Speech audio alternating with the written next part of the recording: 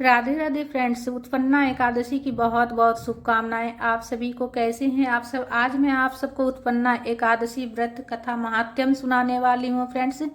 उत्पन्ना एकादशी का व्रत करने से और कथा सुनने से अश्वमेघ यज्ञ का फल प्राप्त होता है फ्रेंड्स। अगर आप व्रत नहीं भी करते हैं तो भी कथा जरूर से जरूर सुने, इसलिए कि जो है व्रत अगर नहीं भी करते हैं आप और कथा सुनते हैं तो व्रत के 1/4 भाग जो होता है उसका पुण्य फल प्राप्त होता है कथा सुनने मात्र से। तो कथा जरूर से जरूर सुने और पूरा सुने फ्रेंड्स। कथा इस प्रकार से है। श्री सूत जी महाराज जी ने सौनकादिक 88,000 ऋषियों से कहा, हे मुनीश्वरों, वर्ष के 12 महीनों में कुल 24 एकादशियां होती है। इसके अलावा जिस वर्ष में अधिक मास पड़ता है तब 2 एकादशी और बढ़ जाती है। इस प्रकार कुल 26 एकादशियां होती हैं, जिसके नाम मैं कहता हूँ, ध्यान पूर्वक सुनो।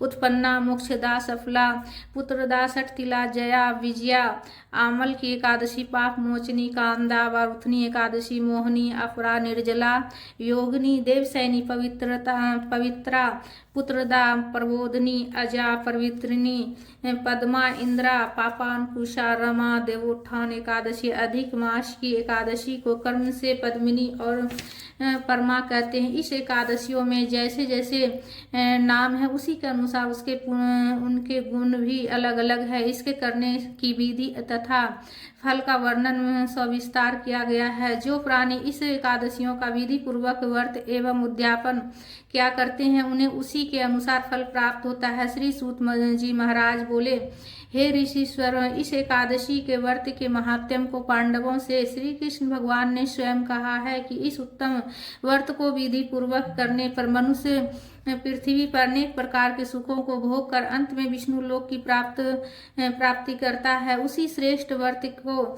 जानने की इच्छा से भगवान श्री कृष्ण जी ने अर्जुन से पूछा, हे माधव, हे मधुसूदन, इस एकादशी व्रत के करने का क्या महात्म्य है और इस व्रत के करने से कौन कौन से पुण्य प्राप्त होते हैं, उसके करने की विधि क्या है, सो आप कृपा कर मुझसे समझा कर कहिए। अर्जुन के इस प्रकार पूछने पर भगवान श्री कृष्ण चंद्र जी ने कहा, हे अर्जुन, इस व्रत को हेमंत के मार्गशीर्ष माह में कृष्ण पक्ष की एकादशी से प्रारंभ करना चाहिए। दशमी के दिन सूर्यास्त के पश्चात से भोजन नहीं करना चाहिए और उसी समय दातुन कुल्ला कर लेना चाहिए। इस प्रकार व्रत करने वाले मनुष्य को मुख शुद्धि कर लेनी चाहिए। दूसरे दिन अर्थात एकादशी के दिन प्रातः काल नियम के अनुसार संकल्प करना चाहिए।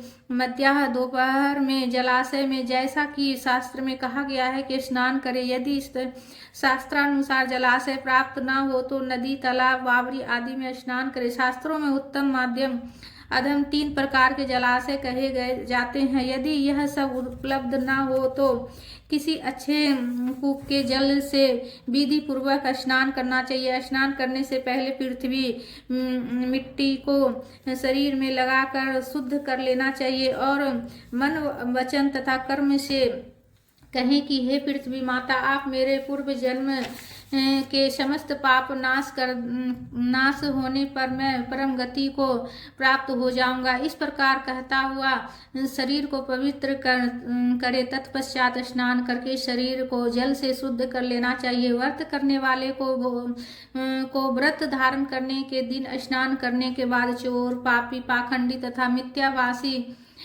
पर स्त्री गमन करने वाले, दूसरों का धन हरण करने वाले, दुराचारी, ब्राह्मण एवं साधु पुरुष की निंदा करने वाले तथा चोरी करने वालों और हिंसा करने वालों से भाषण नहीं करना चाहिए। यदि ऐसे मनुष्य से किसी प्रकार का वार्तालाप भी हो जाए तो उसके पश्चात उसके प्रायश्चित के लिए सूर्य नारायण के दर्शन कर लेना चाहिए। स्नान करने के पश्चात धूप दीप नैवेद्य से भगवान जी का पूजन करना एवं आरती करनी चाहिए। रात्रि में दीप दान और समस्त रात्रि जागरण कर कीर्तन में व्यतीत करनी चाहिए। इस दिन खाट पर सोना, स्त्री प्रसंग वर्जित है।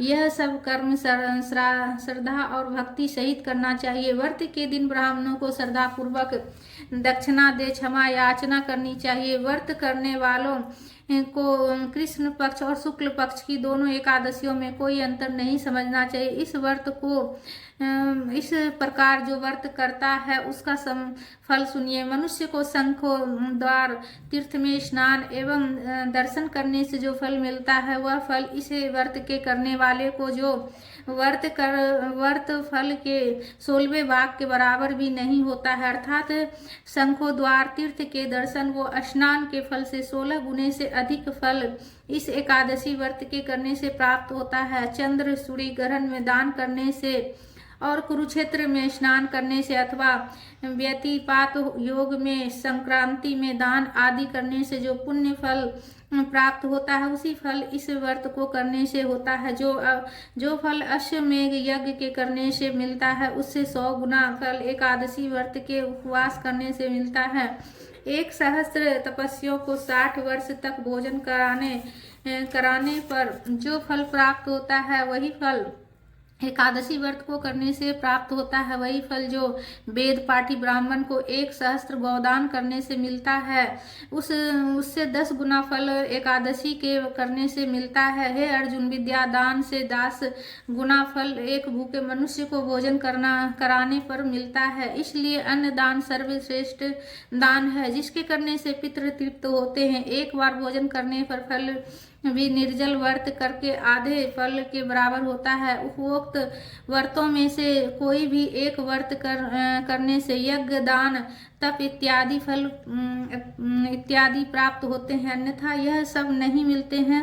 अथवा एकादशी का व्रत अवश्य ही करना चाहिए। इस व्रत में शंख से जल पीना तथा आचमन करना विशेष है। मछली सुअर तथा अन्न एकादशी व्रत में ग्रहण नहीं करना चाहिए। श्री कृष्ण जी के इस प्रकार के कहने पर अर्जुन ने पूछा, हे जनार्दन, आपने इस एकादशी के व्रत को अनेक तीर्थों तथा अनेक दोनों के पुण्य फल से भी अधिक कहा, सो ऐसा क्यों, मुझे समझा कर कहिए। श्री कृष्ण भगवान बोले, हे अर्जुन, सतयुग में मूर नाम को एक महाभयंकर दैत्य हुआ। उस दैत्य के कारण सभी देवता भयभीत हो रहते थे। उस दैत्य ने इंद्र आदि समस्त देवताओं को हरा कर उनके लोकों पर अपना अधिकार कर लिया। तब अति दुखी हो इंद्र भगवान तथा सभी देवताओं ने मिलकर भगवान शंकर से प्रार्थना की कि हे महादेव जी, हम लोग मूर दैत्य के द्वारा अत्यंत दुखित हो मृत्यु लोक में निवास कर रहे हैं। कृपा करके आप हमारा इस दुख से उद्धार कीजिए। इस प्रकार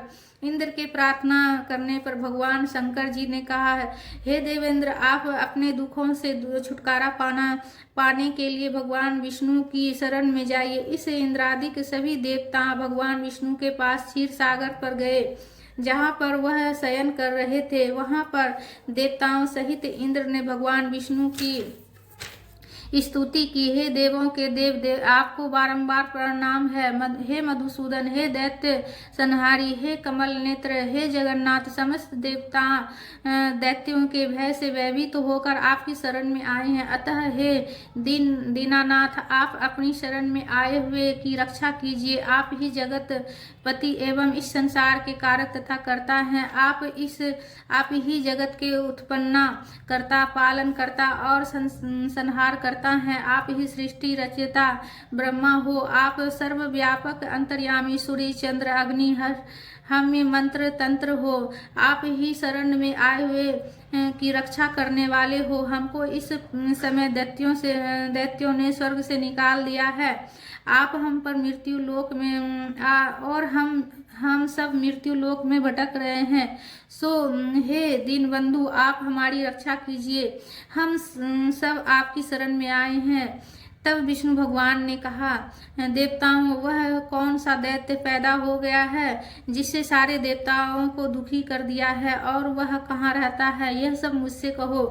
तब इंद्र ने कहा, हे मधुसूदन, ब्रह्मा वंश में नारी जंग नाम का एक भयंकर दैत्य हुआ। उसका ही पुत्र मूर दैत्य हुआ जिसने समस्त देवताओं को दुखी कर दिया है। वह चंद्रावती नगर में रहता है। जिसने अपने पराक्रम तथा बहुबल से समस्त विश्व को जीतकर स्वयं ही लोकपाल बन गया है, उसने ही देवताओं को जीतकर स्वर्ग पर अपना अधिकार कर लिया है। तथा हे करुणा सिंधु, आप उस बलशाली दैत्य को मारकर देवताओं की रक्षा कीजिए। देवताओं की प्रार्थना सुनकर भगवान विष्णु ने कहा, हे देवताओं, आप सब चंद्रावती नगरी में जाकर उस दैत्य से युद्ध करो, मैं भी शीघ्र वहां आता हूँ। विष्णु की आज्ञा मानकर सभी देवता चंद्रावती नगर में आकर मूर दैत्य से युद्ध करने लगे। उसी समय भगवान विष्णु भी देवताओं की सहायार्थ वहां जा पहुंचे तथा भगवान विष्णु के यहाँ पहुँचते ही अनेकों देवता अनेक प्रकार के अस्त्र शस्त्र धारण कर भगवान विष्णु से युद्ध करने, अनेकों दैत्य अपने अनेक प्रकार के अस्त्र शस्त्र धारण कर भगवान विष्णु से युद्ध करने लगे। भगवान विष्णु भी अपने गदा चक्र से राक्षसों के अस्त्र शस्त्र को काट काट कर गिराने लगे और अनेक दैत्यों को सदैव के लिए मृत्यु लोक पहुंचाने लगे। किंतु दैत्यराज मूर निर्भीकता से विष्णु भगवान के साथ घोर युद्ध कर रहा था। भगवान विष्णु द्वारा छोड़े गए सभी अस्त्र शस्त्र मूर दैत्य के तेज से नष्ट हो गए। तब दोनों में परस्पर मल्ल युद्ध होने लगा। इस प्रकार भगवान विष्णु उस मूर दैत्य से हजारों वर्ष तक युद्ध करते रहे, किंतु विजय प्राप्त न कर सके। तब अंत में भगवान विष्णु शांत हो हेमावती गुफा में बद्रिका आश्रम में चले गए। भगवान विष्णु उस गुफा में शयन कर रहे थे, तभी मूर दैत्य उन्हें मारने के लिए वहां जा पहुंचा। वहां पर विष्णु को सोया हुआ देख कर दैत्य ने सोचा, आज अपने शत्रु को मारकर हमेशा के लिए निष्कंटक हो जाऊंगा। हे अर्जुन, जैसे ही मूर दैत्य को मुझे मारने को कहा तो वो मेरी देह मारने को हुआ तो मेरी देह से एक कन्या उत्पन्न हुई। वह कन्या दैत्य से युद्ध करने लगी। वह दैत्य भी कन्या से युद्ध करता रहा। उसी बीच में कन्या ने युद्ध करते करते दैत्य के रथ को तोड़ डाला। तब वह दैत्य क्रोधित हो उस कन्या के साथ मल्ल युद्ध करने लगा। उसी समय उस कन्या ने दैत्य को धक्का मारकर पृथ्वी पर गिरा दिया, जिसके कारण दैत्य मूर्छित हो गया। अब जब उसकी मूर्छा हटी तो कन्या ने उसका सिर काट डाला। मूर दैत्य के मरते ही बाकी सब दैत्य पाताल को भाग गए। जब विष्णु भगवान निद्रा से उठे तो दैत्य को मरा हुआ देख आश्चर्य से सोचने लगे कि इस दैत्य को किसने मारा है। तब उस कन्या ने हाथ जोड़कर कहा, हे भगवान, यह दैत्य आपको मारना चाहते थे, इसलिए मैंने आपकी देह से उत्पन्न हो इस दैत्य का वध कर दिया। इतनी बात सुन भगवान विष्णु ने कन्या से मनोवांछित वरदान मांगने के लिए कहा। कन्या ने वरदान मांगते हुए कहा, हे प्रभु, जो कोई मेरा व्रत करे उसके समस्त पापों का नाश हो और उसे स्वर्ग की प्राप्ति हो। मेरे व्रत का आधा फल रात्रि को और उसका आधा फल एक समय भोजन करने वाले को प्राप्त हो और इस व्रत को करने वाले प्राणी धन्य धान्य से परिपूर्ण हो, अंत में वैकुंठ में वास करे। कृपा सिंधु, आप मुझे यही वरदान दीजिए। कन्या की इतनी बात सुन भगवान विष्णु ने कहा, ऐसा ही होगा। हे कन्या, तू आज एकादशी के दिन उत्पन्न हुई है, इसलिए आज से तेरा नाम उत्पन्ना एकादशी कहा जाएगा।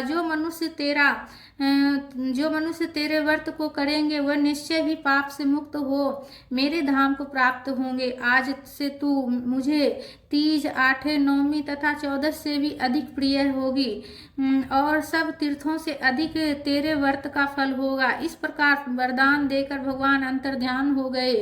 तब वह कन्या भी वरदान पाकर अत्यंत प्रसन्न हुई। हे अर्जुन, इस प्रकार इस उत्पन्ना एकादशी के व्रत का फल सभी तीर्थों के फल से श्रेष्ठ कहा गया है।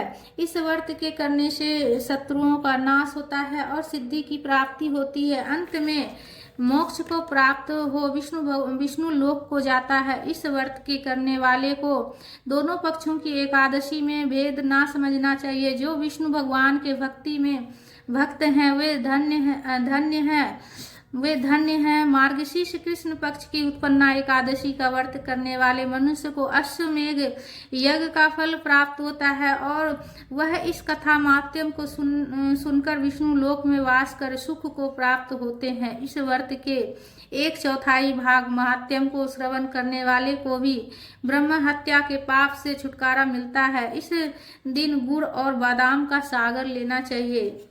उत्पन्ना एकादशी व्रत कथा महात्म्य संपूर्ण व बोलिए विष्णु भगवान की जय। हाथ में जो पुष्प है वो प्रभु के चरणों में समर्पित करेंगे। तो फ्रेंड्स, कथा वीडियो में लाइक कीजिएगा, विष्णु भगवान जी के जयकारा लगाइएगा। विष्णु भगवान जी सब पर कृपा बनाए रखना प्रभु। कथा पढ़ने में कुछ भी गलती हो जाए प्रभु तो माफ़ कर दीजिएगा, क्षमा कीजिएगा।